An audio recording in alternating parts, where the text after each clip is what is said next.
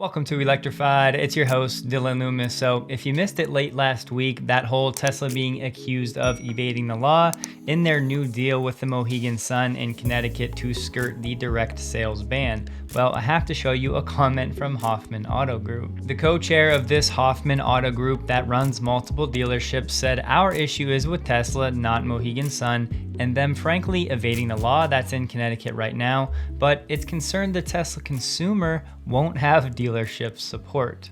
What a classy guy he is, worried about the Tesla consumer.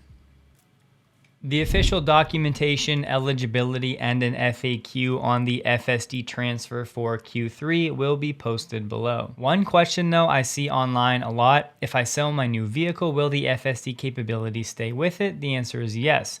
Once you transfer your FSD capability, it will stay with the new vehicle. If you then sell the new vehicle, the FSD will stay with that vehicle and be available to the new vehicle owner. One other important note: to receive the FSD transfer, you must take delivery of the new vehicle by September 30th. Just to continue that "we're early" thread, a couple from California was traveling through a small city in Montana. They ended up charging their car from this outlet on this pole, and it made front page local news, and they called this an unidentified electric vehicle. It was suggested the Tesla was the first EV to charge in Ikalaka. Here we have some pictures of Tesla's rather unique closed-circuit television monitoring system at Giga Berlin. And yes, this camera that you see right here is actually on the vehicle. It's not part of the fence. Closed circuit television is when the signals are not publicly distributed, but they're just monitored, and it's usually for security reasons. There you have it, part of Tesla's security system at Giga Berlin, which of course is mobile. They can move it around, use Sentry mode, maybe view some live streams to check on what's going on in the area. We also got a few images in the last 24 hours of some Model X vehicles with the new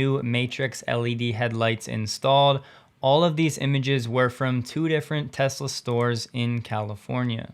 We're still not sure exactly what type of capability to expect from these Matrix LED lights. Certain features may be coming in the future, but wanted to pass along these photos. We've known these Matrix style headlights have been coming now for a while, but there's still some questions on what vehicles and where. So it's not solved yet, but it's good to see those pictures, and hopefully a software update comes in the weeks ahead to unlock more of the functionality of these new headlights. We have this Twitter account that I personally cannot vouch for. I've never seen it before, saying that the registration process will be completed soon for the Model 3 Project Highland and the Model Y redesign codenamed Juniper that we're supposed to actually see in 2024. And she added, at least for the Model 3, it's expected to be open for sale soon. So here is the actual source. You can see the Model 3 and the Model Y listed over here. You can also see dates of what I would presume are July 2023. I'm not going to dive into any of the range or specs because I would just say we need to wait for an official announcement from Tesla. The Model 3 going through the government procedures makes a ton of sense. Everything that we've seen really does point to initial production of Project Highland, maybe toward the end of Q3, again in China first. The real question is Model Y, Project Juniper, that we're not supposed to see until next year. Maybe it was just easier for Tesla to go through the Model 3 and the Model Y procedures at the same time, but that's just pure speculation on my part. Honestly though, I have my doubts on if this is really what's going on, because clicking through the website that admittedly was not working very well on my end, doing some digging through the actual source, if you look at the profile ID, there are also years listed and you'll see 2022, 2021.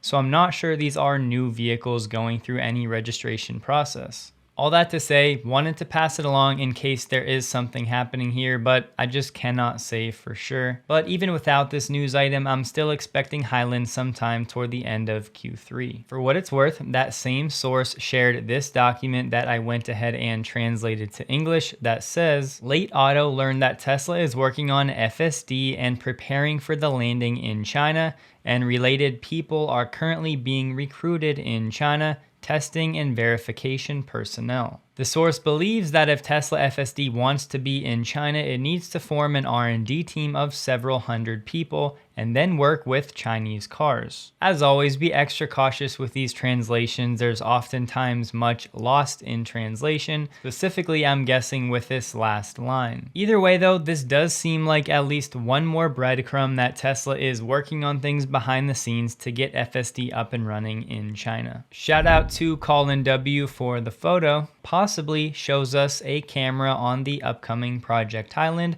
on the front bumper like we've seen with the Cybertruck. So make of this little circle sticking out whatever you will. When it comes to wellness, don't overcomplicate it. Just find an activity that gets you moving, break a sweat, get a bit of sun, and hopefully laugh.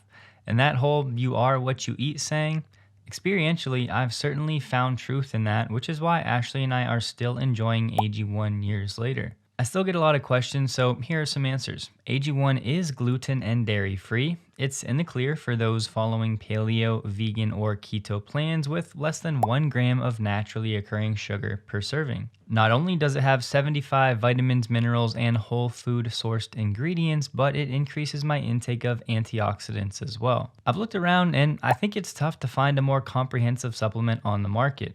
I have recommended it to family and friends, and if you're after productivity and sustained energy throughout the day, AG1 may be able to help you drink less coffee but stay energized. Even if you're not big into physical fitness, AG1 can help to support mental clarity and healthy hormone production along with many other benefits. Checking out AG1 is a great way to support the channel, but more importantly, your own wellness. You can head to drinkag1.com/electrified to get 5 travel packs and a 1-year supply of vitamin D3 K2 for free, linked below. Enjoy. I found this to be a very informative video comparing BYD and Tesla battery packs, but strap in, get ready, and focus up because you need to stay alert. And this gentleman's delivery is so much better than mine, so you just need to hear it from him. 到底是比亚迪汉的刀片电池好，还是特斯拉的电池强？这是比亚迪汉的电池包，这是 Model 3的电池包，两个电池包的外形尺寸差不多。刀片电池包上盖是塑料的，特斯拉的电池包上盖是金属的。要是卖废铁的话，特斯拉卖的更多。刀片电池只用了螺丝固定，开掉螺丝，电池包就可以打开了。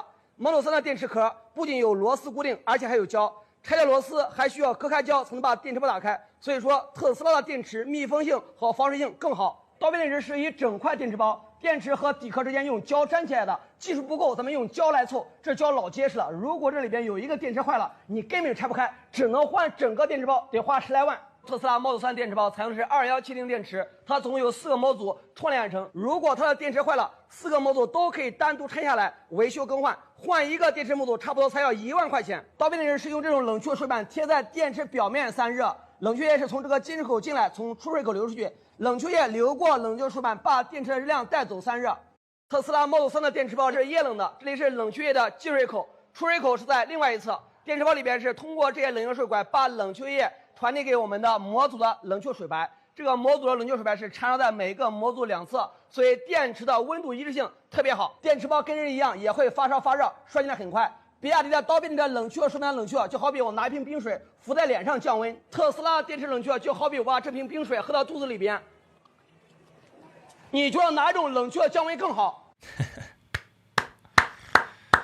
That was awesome. We have Perth Now, an Australian publication reporting on the greenest electric vehicles in the country, and Tesla, Volvo, and Polestar have earned top marks as the most environmentally friendly EVs on sale in Australia. Sadly, we don't get much detail from this report, but 22 EVs were ranked based on their lifetime carbon emissions, the use of technology to reduce their environmental impact, and the cost, and the automaker's environmental policies. The Model 3 took the #1 spot, scoring 73 out of 100. The Model Y was in second with 68 points, taking the 2 leading positions. Notably, the major Chinese challengers GWM, BYD, and MG fell outside of the top 10 rankings. All they said, those Chinese companies scored lower for their environmental policies, including the absence of a decarbonization target or a life cycle analysis. BYD absolutely moving a ton of product right now, but I'm very curious to see what the narratives are in 5 to 10 years. I'm mostly interested in the ultimate reliability. Rob talked about some of the upcoming emission standard changes that may be coming soon on Friday, but I think the backstory is even more interesting.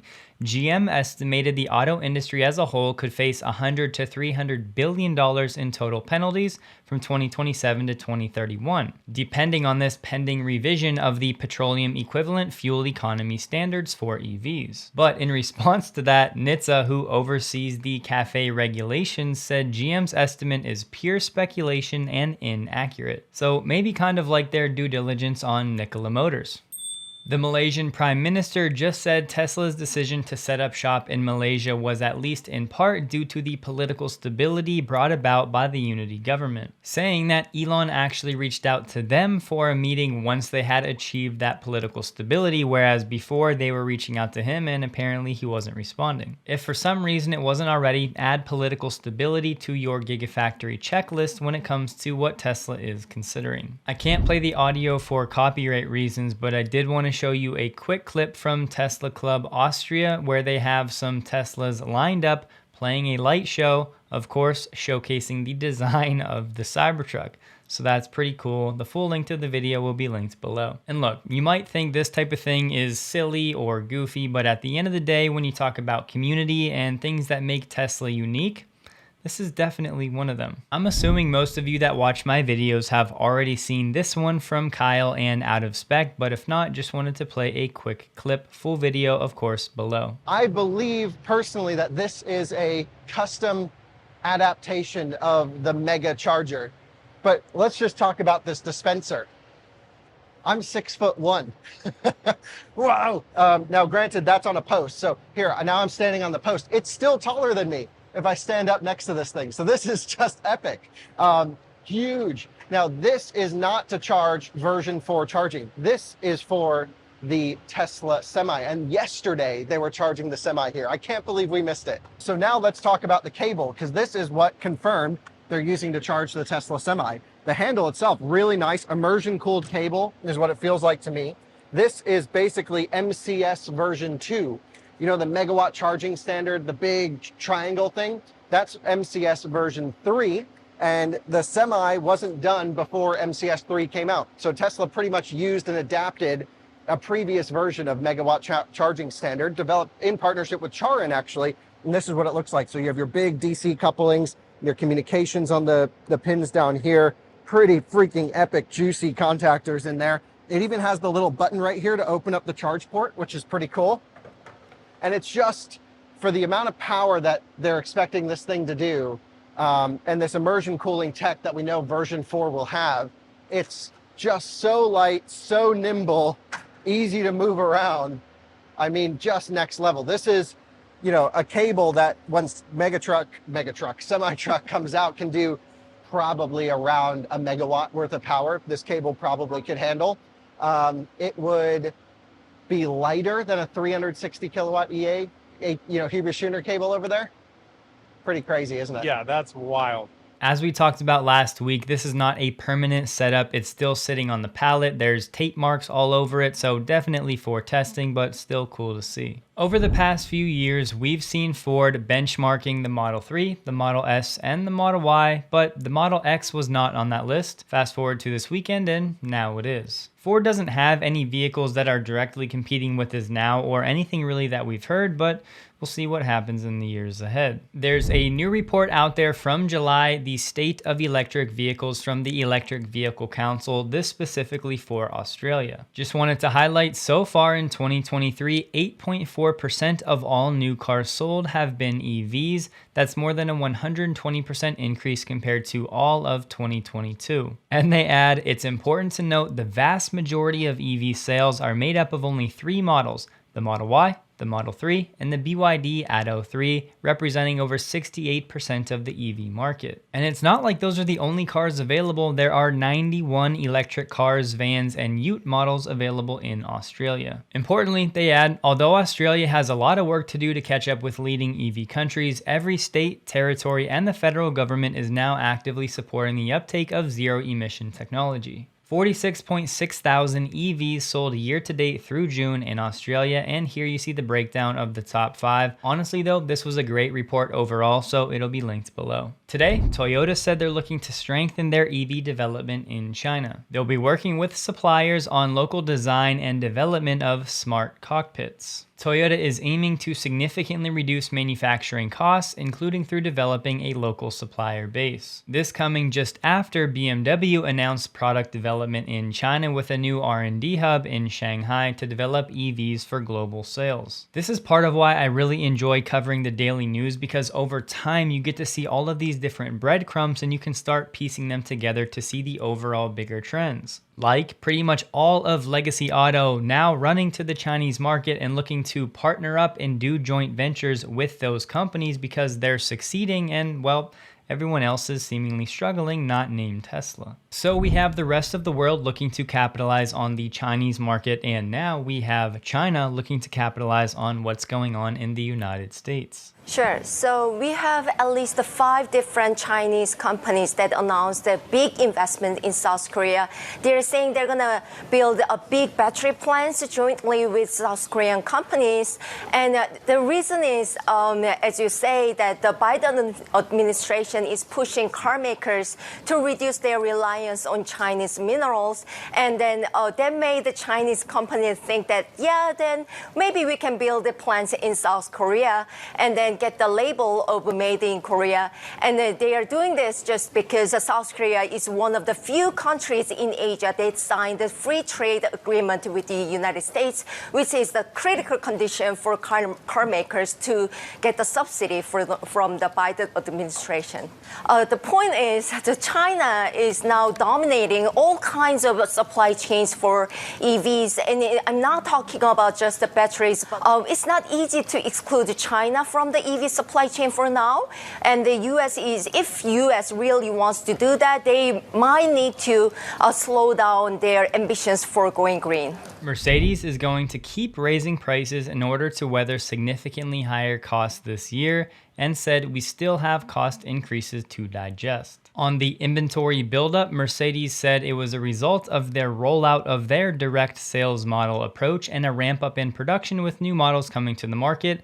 They noted their supply chain was noticeably improved, which was a stark contrast to what we heard from Porsche last week. Dima shared a new video of the Cybertruck, and this time we do actually see something new. Just check out the wheels. Not really sure if this is going to be an option or it's just for testing. I'm not entirely sure what I'm actually looking at, but wanted to pass it along. Maybe one of you guys will know what we're seeing here. Uber Japan just announced plans to add 100 Model Ys to its fleet to be deployed by the end of next year as Uber Premium exclusive vehicles. Tesla is coming to Providence, Rhode Island, set to open one of the largest Tesla hubs in southern New England, should open early next year. GM said today it started shipping the Chevy Blazer EV from the plant in Mexico to dealers for availability later this year. Important to note, the initial vehicles available will start around $60,000, but if you go to their website, you'll see the 1 and 2 LT variants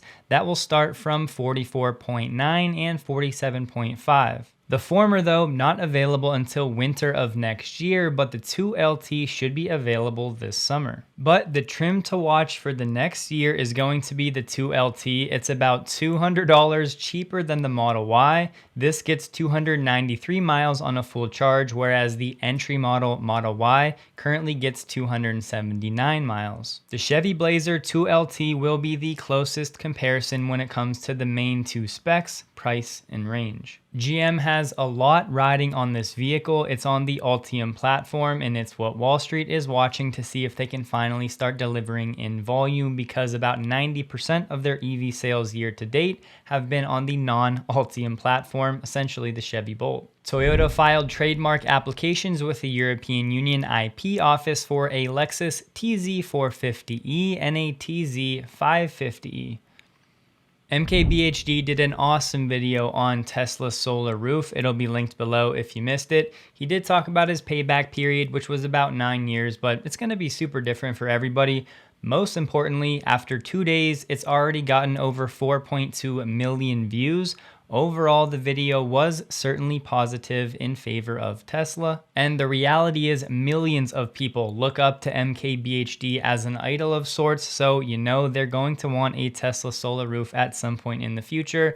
Big question, when can they afford it? Tesla Mag is reporting that Wiferion, that company that people thought Tesla had purchased, was actually purchased, as now the name had been changed to Tesla Engineering. Honestly though, just based on this reporting, I personally wouldn't say it's officially official, but it's pretty likely at this point. ExxonMobil is now in talks with Tesla, Ford, and VW, among others, to supply them with lithium, but the talks are in early stages. Don't forget, check out AG1 linked below. You can find me on Twitter at DylanLoomis22. Hope you guys have a wonderful day. Please like the video if you did, and a huge thank you to all of my Patreon supporters.